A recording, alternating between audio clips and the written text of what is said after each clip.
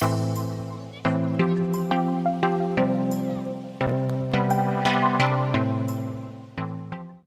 back, everyone, to another episode of Blind Boys Politics, and we're here with your Friday morning news show. Chris is here as always. How are you doing, sir? I'm doing good, Nick. It's Friday.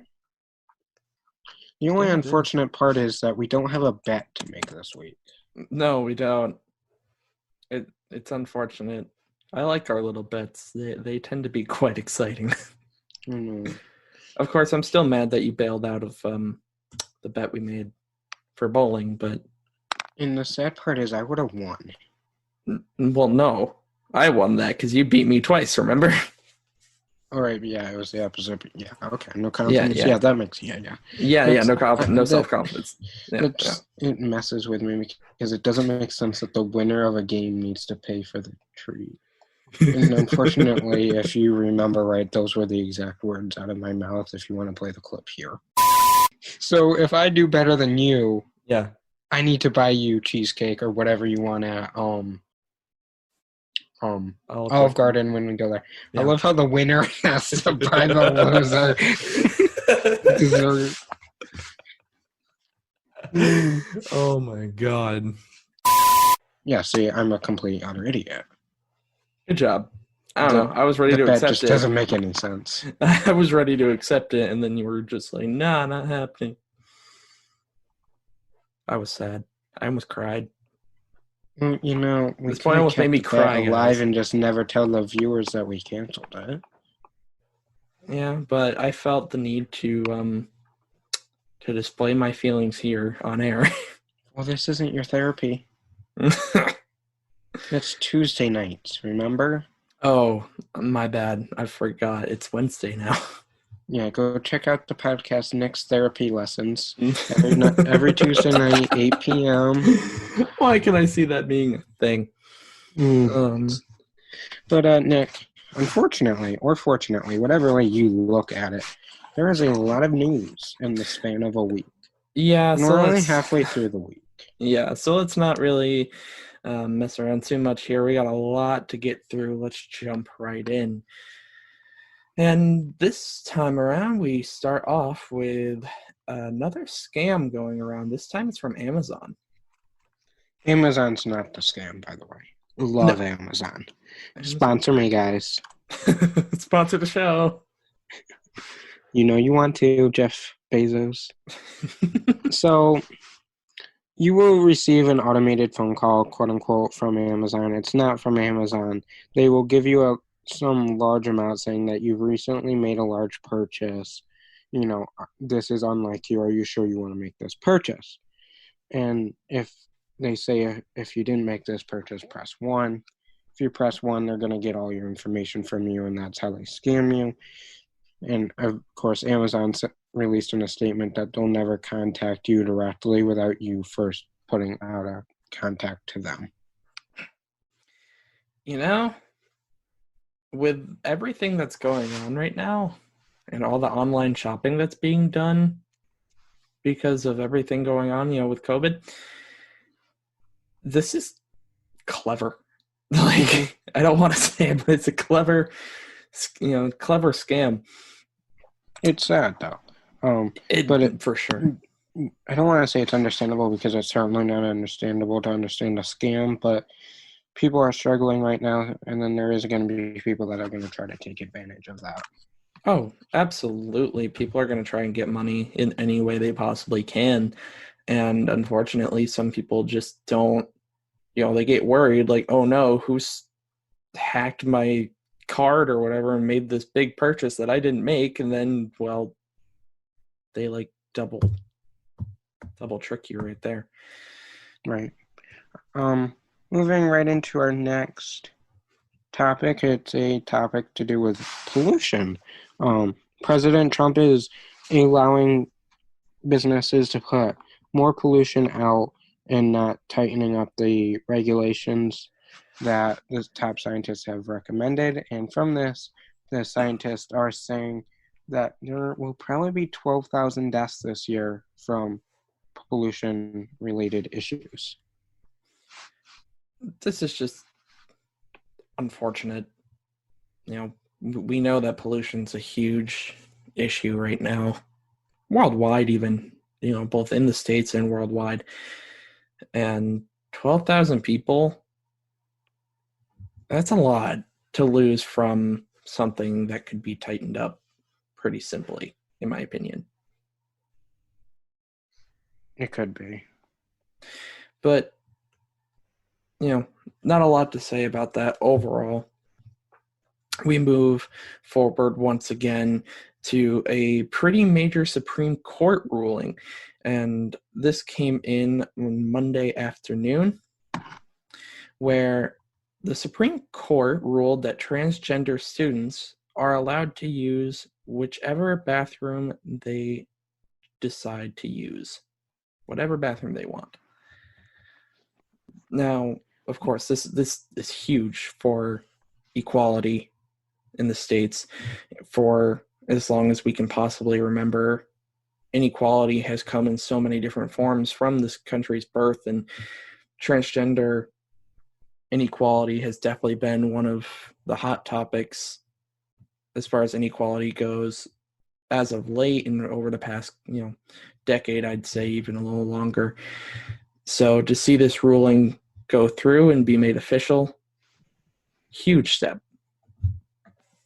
It is, and a lot of people, it seems now that they're seeing Supreme Court cases, their always question is, was Amy Coney Barrett participating in this? And yes, she was. She voted on this particular case, and she will be voting on all, cases here on out. She is a Supreme Court judge. She's doing her job. But like Nick said, this is huge steps forward for human equality rights. And, it could be a sign of many more things to come in the future. Oh, of course. And this is just an example, speaking to what you were saying about Amy Coney Barrett. This is an example right here that, so many people were worried about the 6-3 conservative majority when Barrett stepped up. And this is an example of a case where we thankfully didn't have to get into any controversy about it all. It's still passed, and it's a huge step forward. Equality is improving by the day, it seems. Over the past, I'd say over the past couple of years, especially, equality has been just improving bit by bit, day by day, and this is another step towards that. And I'm excited to see what happens in the future. Now, unfortunately, that is kind of the end of happy news for now. There is happier news after these next few segments. If you're a student, but right now seems like it's the continuing segment. Right now is COVID update. More than 104,000 people were hospitalized for the first time Monday. Hospitals in Nevada is out of space, so they're starting to put patients in a parking garage.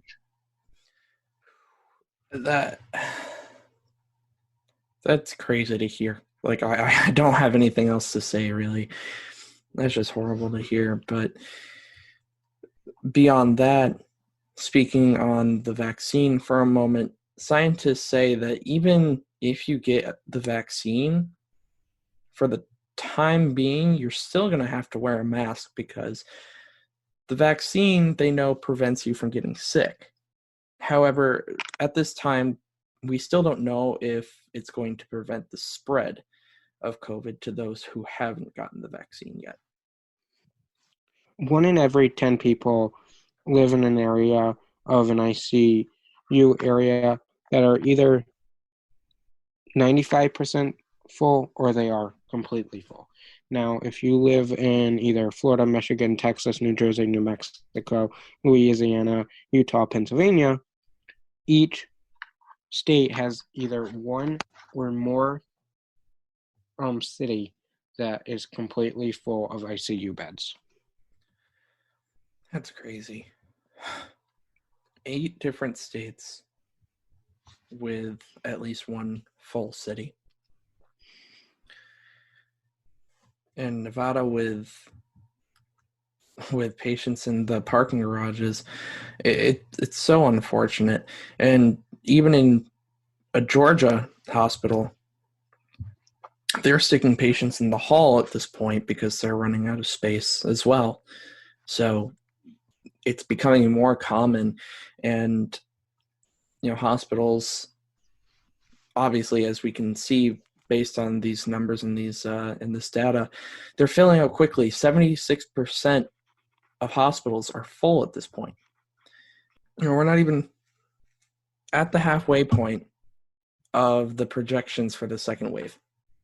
Models show that the peak of the second wave will not come until the second week of January, and that is when projected 3,000 people will pass away.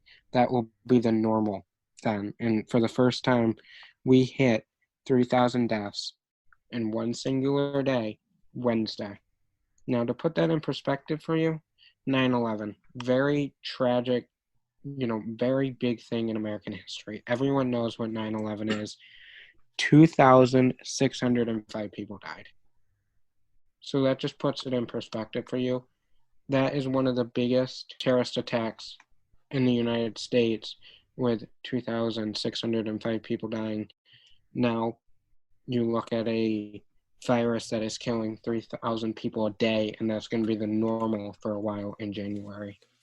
Well, it's crazy. I was just speaking to my dad earlier today, actually, and all I could say was it's crazy to think that something that we can't even see has changed our society so drastically and has just caused such a traumatic and tragic situation, both in the United States and around the world. We can't even see it. It's smaller than the human eye can detect. And it has killed so many people. 3,000 people a day we could be seeing from this. As of right now, there are 15.2 million cases of COVID. Beyond that, there are 286,000 deaths reported at this time. Now, tied right in with COVID nowadays, it's the vaccine. A little bit of vaccine news for you. Pfizer offered President Trump more of the vaccine. They were going to sell more than what was initially discussed. He said no. Pfizer then went with the extra supply that they had and sold it to other countries. Britain started to give the vaccine Tuesday, and the first person to get it in non-trial was a 90-year-old grandmother. And from what they have learned just in a couple of days of giving the vaccine, their scientists are saying if you have any allergies to any other vaccines or any other food, they are not recommending you get this vaccine. So it's a huge step.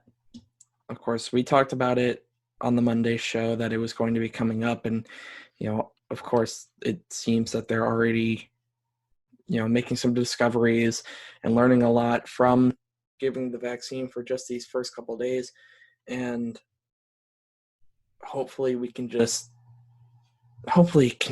slowly start moving in the right direction. Obviously we'd like a quick turnaround, but if we can just start moving in the right direction because of the vaccine, that's all anyone can really hope for. And speaking of moving in the right direction with the vaccine and the virus and everything else regarding that, the FDA advisory panel actually went to a vote Thursday evening on whether to approve emergency use of the Pfizer vaccine here in the United States. Now, this is not an overall, an absolute approval of the vaccine as a whole, but it would allow for emergency use. The final result of this vote was that 17 members of the panel said yes to approving it. 4 said no, and one decided to abstain, or in other words, they decided to decline the opportunity to vote. So we're definitely moving in the right direction as far as that goes. Pfizer has achieved approval for emergency use of the vaccine in the US, and now we'll just have to wait and see what comes of this moving forward. After vaccine news, we have the first COVID testing that you can get yourself or at home was approved Wednesday night. Not much to say about that, but you don't need a prescription. You can take the test yourself and get the results. Yeah, nice. It's a nice way to be able to do that right at home. Some people are paranoid to go out and get the test at, say, a doctor's office because of, it puts them in danger. If they don't have it, then they go to a place where someone might have it and then they still end up getting it. So it's a nice way for people who want to stay at home and feel safer there to get it right at home. But yeah, that's about all we have on that. But moving forward, we get into yet another kind of tragic story, but it's moving away from COVID now. The Army has fired or suspended 14 different commanders. Now, this happened in an Army base between Dallas and Austin, Texas. The reason for this was because there was an investigation done, and they came up with many cases of sexual assault, harassment, suicide, and even murder.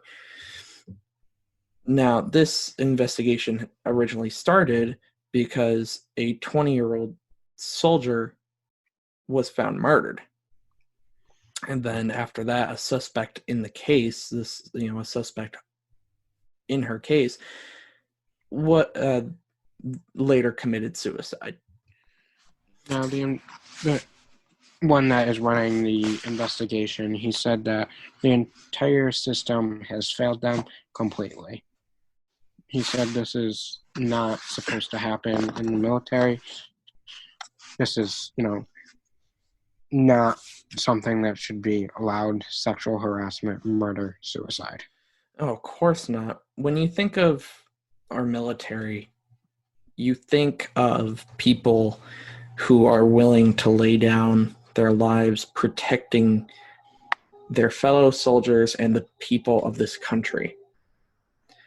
When you hear a story like this, it really hurts because, yeah, you feel let down. You're going to feel let down because we are,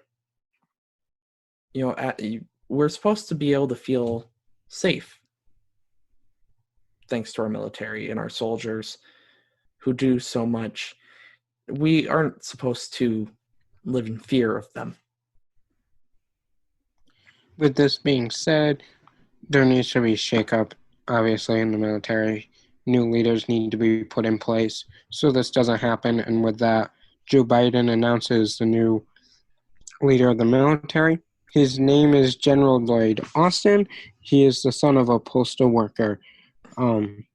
He will be the very first black man to run the nation's military. He already made history when he was the first black man to command an army division during war. He helped plan the invasion of Iraq and commanded the fight of ISIS. Now, in high school, he played baseball and basketball, has a master's degree in education, and also something really cool is that he is known for treating PTSD in his fellow soldiers. Also, Joe Biden has named his hood director, and that will be Marcia Fudge. She represents represented Cleveland and Congress, sponsored a bill giving money to schools struggling with racism. She also convinced other members of Congress to give $11 million to Colon Cancer Research Center and also helped get $2 million into research into treating battlefield wounds. And unfortunately, she did lose her only sibling to gun violence. So you can imagine that's probably a huge contributor, to honestly, many of the things that she has done. Yeah, exactly. Beyond that, she also traveled around the country investigating local governments that may have made it harder to vote by decreasing the amount of places that you can go vote or deregister someone. So, third and finally, Joe Biden has also picked his agriculture department head. His name is Tom Vilsack. He was born an orphan, but then was adopted by a real estate agent and insurance salesman. Coincidentally, this was also the job he had under the Obama administration, was the agriculture department head. When he was governor of Iowa, he actually gave the right to vote back to convicted criminals. A little fun fact for you, Nick, is when he was in charge of that department for the Obama administration, he added 5 new regulations, which made the food poisoning rate drop 12%. He forced chicken farmers from focus on how to avoid from people getting sick to then instead of being reactive to when people do get sick. It's a nice little fun fact. And finally, one more little fact is that he has 2 sons. So that's our little update on Joe Biden's recruitments. Obviously, as always, we'll continue to update you with more as they come out. If you live in West Virginia, I'm sure you're going to know what this next topic is. I'm sure it was the talk of the town. And if you don't live in West Virginia, let me tell you what happened. A little after midnight Wednesday, there was an explosion at a chemical facility. Authorities say that it's most likely coming from a fire that started on a boat nearby, and it has been said that this explosion was able to be heard from 10 miles away. That's a little insane. Schools did end up canceling classes on Wednesday because of what happened, and people in that area are being advised to shelter in place for their own safety. And at this time, we don't know if anyone was harmed or injured in this explosion. Certainly hope not, but if we find anything out, we will certainly let you know. Bit of a crazy story. Certainly not your everyday story. Definitely not. And again, hopefully everyone came out of that okay. Hopefully there are no injuries or deaths. But we continue, and as Chris mentioned earlier on, we do have some good news about students who have loans going at this moment. And that is about 42 million of you. So if you're one of those 42 million people, make sure you listen up.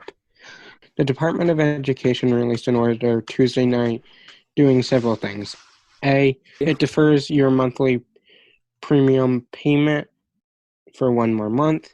It extends the interest fees for another month, plus a stop on all collections and wage garnishments. Now, let me emphasize on this. It only applies if your loan is federally backed.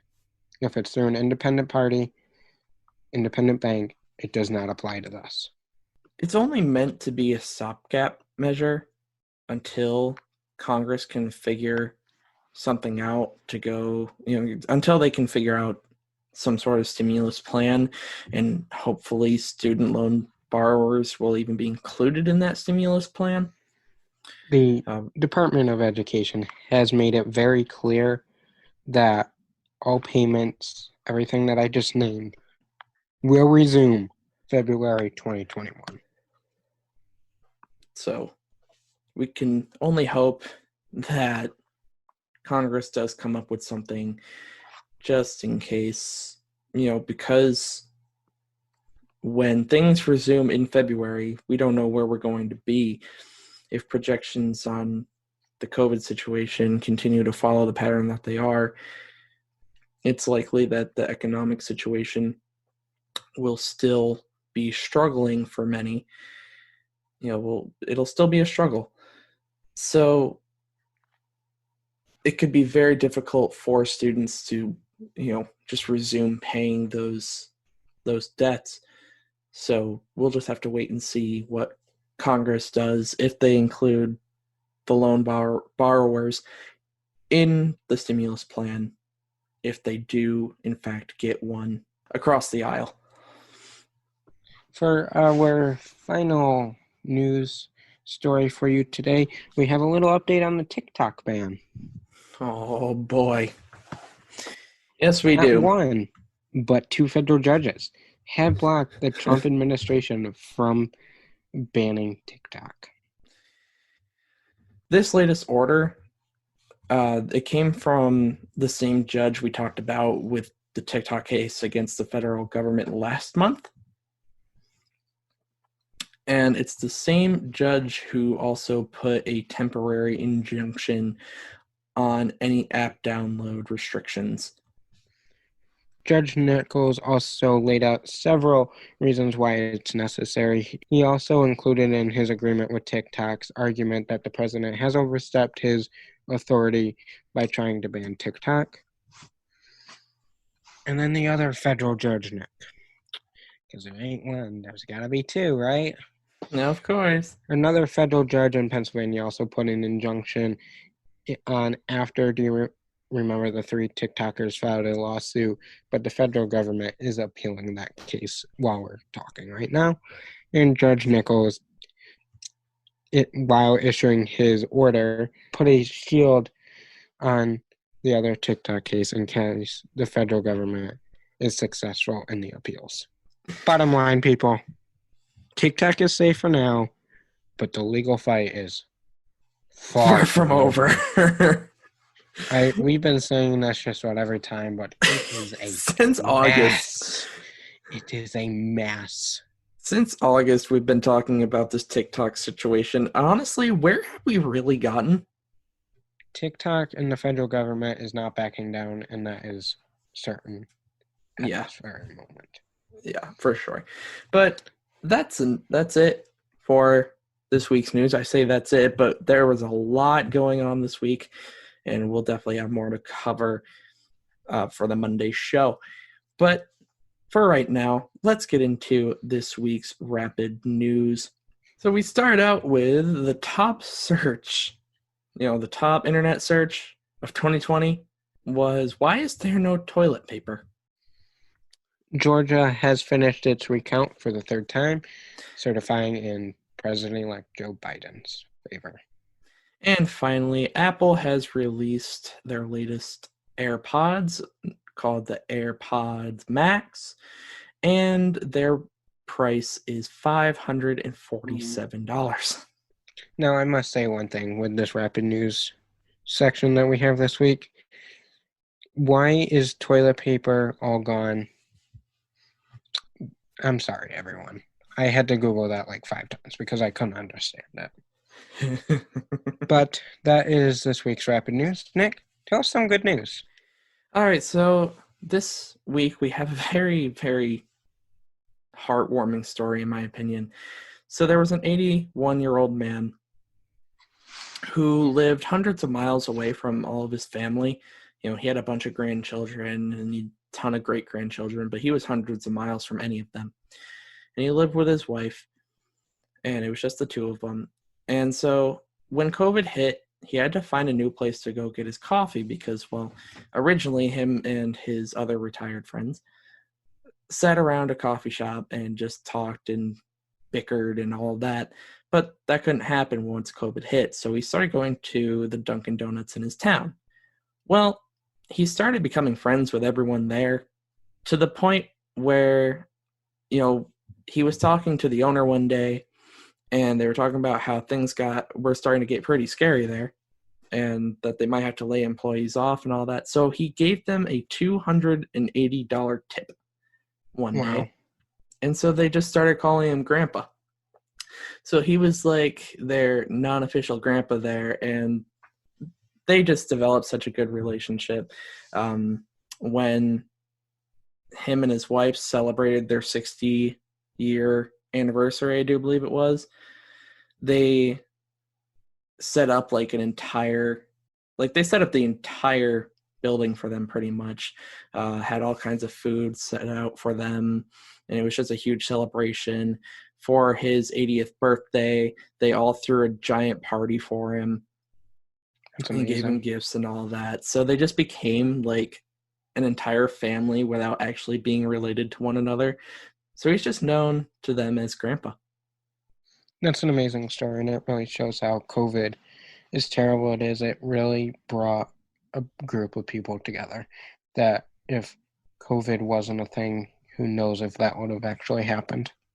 Oh, I know. I was reading the story, and guys, sometimes I can like get very emotional easily, especially when I read stories like this.